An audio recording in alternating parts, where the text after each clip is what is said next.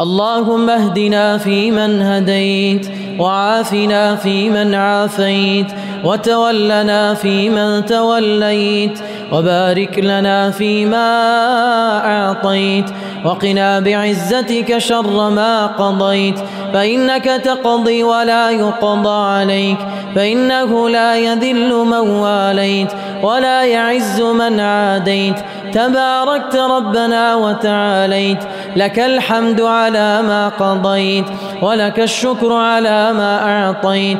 نستغفرك اللهم من جميع الذنوب والخطايا ونتوب إليك.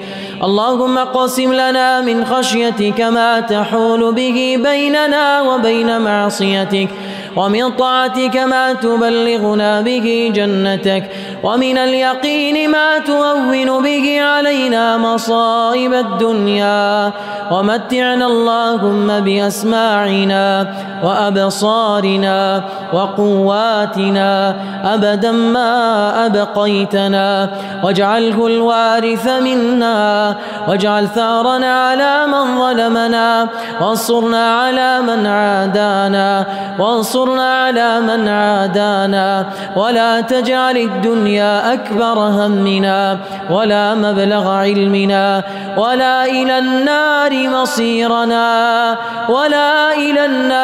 مصيرنا، واجعل اللهم جنة دارنا وقرارنا برحمتك يا رب العالمين. اللهم اغفر لنا ما قدمنا وما أخرنا وما أسررنا وما أعلنا وما أنت أعلم به منا، إنك أنت السميع القريب برحمتك يا رب العالمين. اللهم إنك عفو تحب العفو فاعف عنا، اللهم إنك عفو تحب العفو فاعف عنا، اللهم إنك عفو تحب العفو فاعف عنا. إلهنا فاعف عنا، إلهنا فاعف عنا، فاعف عنا يا كريم، فاعف عنا يا رحيم برحمتك يا رب العالمين. يا غفور يا شكور، اجعلنا من عتقاء شهر رمضان، اللهم اجعلنا من عتقاء شهر رمضان، اللهم اجعلنا من المقبولين الفائزين. إلهنا اجعلنا من المقبولين الفائزين.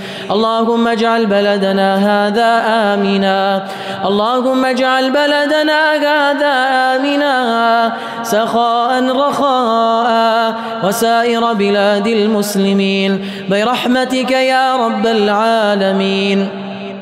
اللهم إنا نسألك موجبات رحمتك وعزائم مغفرتك والسلامة من كل إثم والغنيمة من كل بر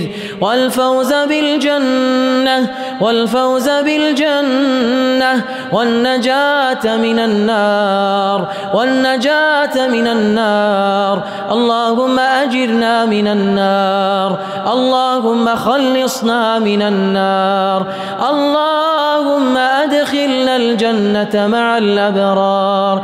إلهنا أدخلنا الجنة مع الأبرار برحمتك يا أرحم الراحمين. اللهم اشف مرضانا، إلهنا اشف مرضانا، وارحم موتانا، وفك أسرانا، كما نسألك الهدى والتقى والعفاف والغنى برحمتك يا رب العالمين. ربنا آتنا في الدنيا حسنة وفي الآخرة حسنة وقنا عذاب النار. وصلى الله على نبينا محمد وعلى آله وأصحابه أجمعين.